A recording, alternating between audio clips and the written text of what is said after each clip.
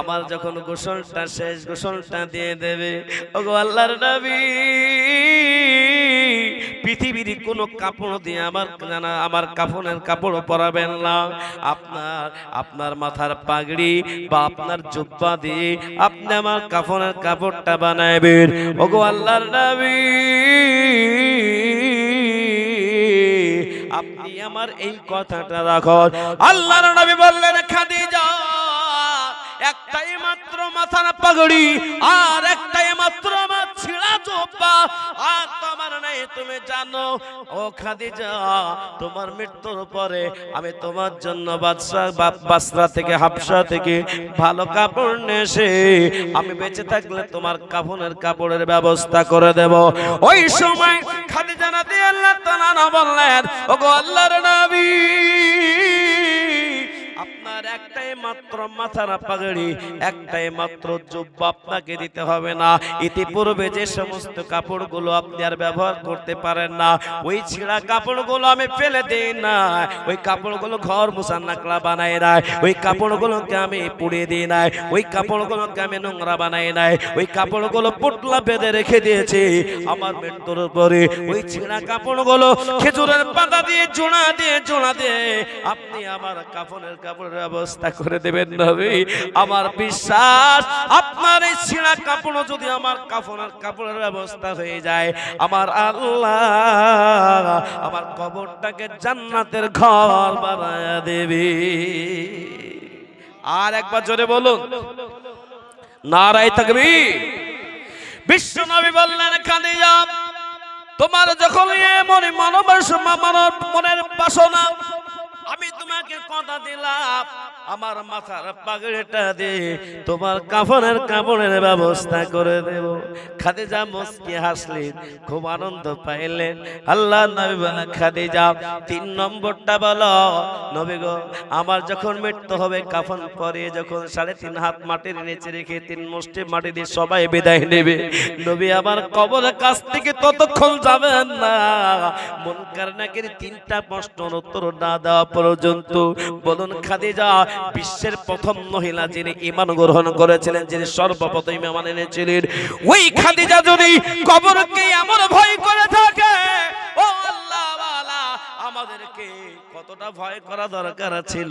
আপনারা যে মাদ্রাসাটা বানিয়েছেন এর আগে একবার যেমন ইসলাম তার থেকে একটু উন্নত হয়ে গেছে, আগামী দিন আরো উন্নত হয়ে যাবে। ও আল্লাহ ওয়ালা আজকে বিবাহ পর্যন্ত বাপ মা কবর ডাকে, ছেলে ডাকছে বাপকে ডাকছে, ছেলে মাকে ডাকছে, আবার 3টা ছেলে পালা করেও বাপ খেতে পাচ্ছে না। ও আল্লাহ ওয়ালা আজকে যে ছেলের জন্য মেয়ের জন্য এত কিছু আপনি সবকিছু আজকে তৈরি করেছেন, আজকে শুনে রাখুন আপনার মারা যাওয়ার পরে আপনার ছেলে দোয়া করবে না, বেটি দোয়া করবে না। 1 দিন 2 দিন 3 দিন গ্রামের লোকগুলাকে ডেকে আপনাকে একদিন খানা খাইয়ে দিবে। লোকগুলা খানা খেতে খেতে খেতে খেতে খেতে খেতে ব্যাস ঢেকুর উঠাবে, বলবে গো গো খানাটা ভালোই ছিল, একটুখানি ঝাল হয়েছিল, সব শেষ। আল্লাহ ওয়ালা কিন্তু কিয়ামত পর্যন্ত কবরে আপনি নেকি পেতে থাকবেন। এই মাদ্রাসায় হাফিজে কোরআন হয়েছে, এই হাফিজে কোরআন কত মহান মর্যাদা। আমি আপনাদেরকে বলি কিয়ামতের ময়দানে, হাসরের ময়দানে একটা দাড়ি পাল্লা ফিট করে দেওয়া হবে, মানুষের আমলনামা মাপা শুরু হয়ে যাবে।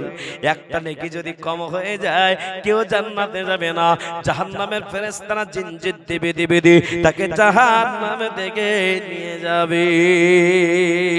একজন মহিলা তার সন্তানকে দেখতে পেয়ে বলবে, বেটা আমি 10 মাস 10 দিন পেটে ধারণ করেছিলাম, বেটা আমি ডান দিকে হতে পারে নাই, বাম দিকে হতে পারে নাই, আমি নিচে হতে পারে নাই, উপরে হতে পারে নাই।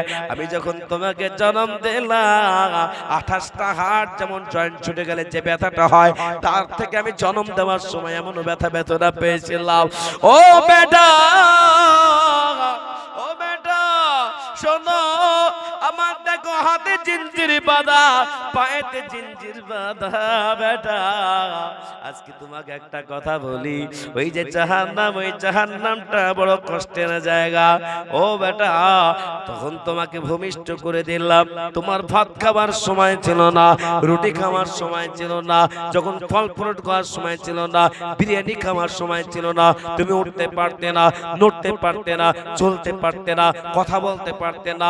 আমি মা, আমি উঠাইলাম, আমি বসাইলাম, আমি কথা বলা শেখাইলাম, আর আমার ওই স্তনটাকে তোমার মুখেতে দিয়েছিলাম। ও বেটা, তোমাকে আমি বড় করেছিলাম। আজকে মুসিবতের সময় একটা নেকে দিয়ে তোমার বেটা, তুমি বেটা মাকে পরিচয় দিয়ে দাও। কোরআন খুলুন 30 নম্বর পারা, সূরাটার নাম সূরা আবাসা। আল্লাহ পাক বলেন, ইয়াউমা ইয়াফিরুল মারউ মিন আখিহি ওয়া উম্মিহি ওয়া আবিহি ওয়া সাহিবাতিহি ওয়া বানি। মায়ের কাছ থেকে বেটা পালিয়ে যাবে, বেটি পালিয়ে যাবে, স্বামীর কাছ থেকে স্ত্রী পালিয়ে যাবে, স্ত্রীর কাছ থেকে স্বামী পলায়ন করবে, ভাই ভাইয়ের কাছ থেকে পলায়ন করবে, সবাই পালিয়ে যাবে। তখন হওয়াকে মহিলা কাঁদতে থাকবে, একটা নাকি আমার কেউ দিল না। কিন্তু একজন পুরুষ, একজন মহিলা একটা ভালো কাজ করে গেছিল, সাদকায়ে জারিয়া করে গেছিল।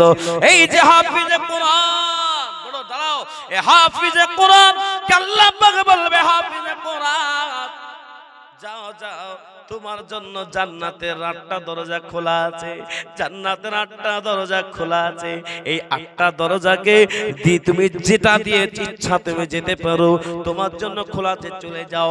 যেই জান্নাতি বান্দা দাঁড়িয়ে যাবে, আল্লাহ বলবে, বান্দা তুমি জান্নাতে যাও না কেন, তোমার জন্য জান্নাতের দরজা খোলা, যাও না কেন?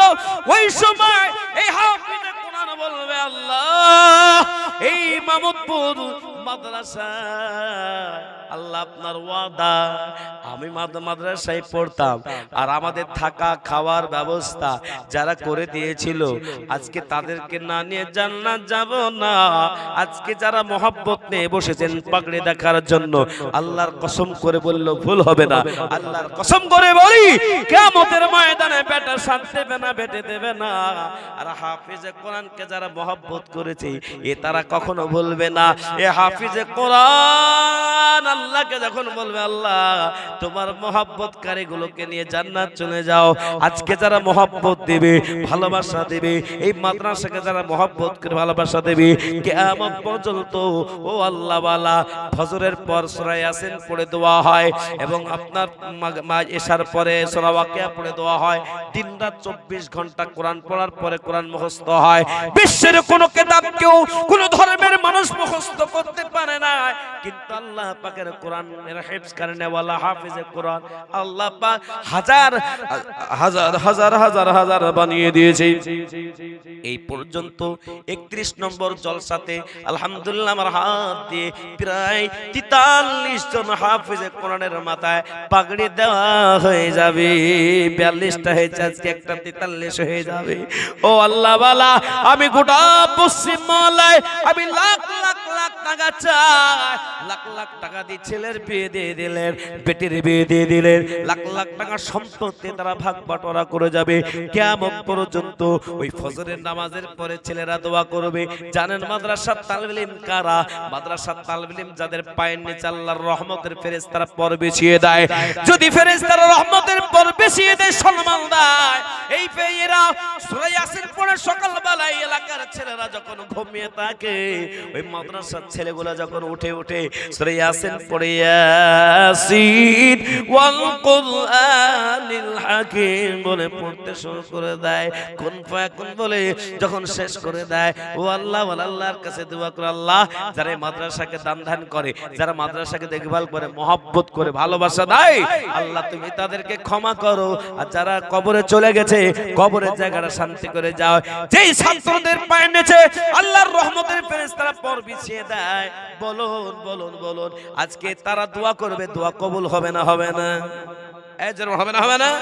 জোরে বলুন নারে তাকবীর। আমি গোটা পশ্চিম বাংলা নয়, কয়েকদিন আগে গত বুধবার আমি আসাম ত্রিপুরায় গিয়েছিলাম, প্লেনে করে গেলাম, প্লেনে করে চলে আসলাম।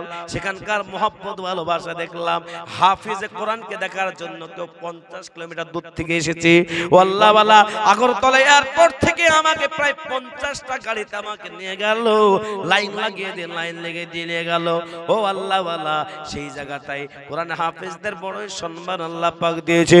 মামুদপুরের মানুষেরা যারা মহব্বত করে ভালোবাসেন, আমি আপনাদের কাছে লাখ লাখ লাখ টাকা চাইবো না।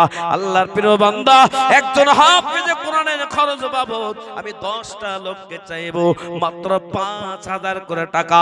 কাল কিয়ামতের দিনে কেউ যখন দেবে না, আল্লাহ কেন আল্লাহ আমার ছেলেকে হাফিজ বানাতে পারে না, মাওলানা বানাতে পারে, কিন্তু একটা হাফিজে কোরআনের খরচা দিয়ে দিয়েছি। হাফিজে কোরআনের বাবাকে যে সম্মান দেওয়া হবে, নূরের টুপি পরিয়ে দিয়ে জান্নাতে দেওয়া হবে। যারা আজকে 5000 টাকা দেবে, খোদার কসম করে বলি কিয়ামতের দিনে চিন্তা থাকবে না। আল্লাহ সম্মানের চাদর পরিয়ে, সম্মানের টুপি পরিয়ে আল্লাহ জান্নাত দিয়ে দেবে। দেখবা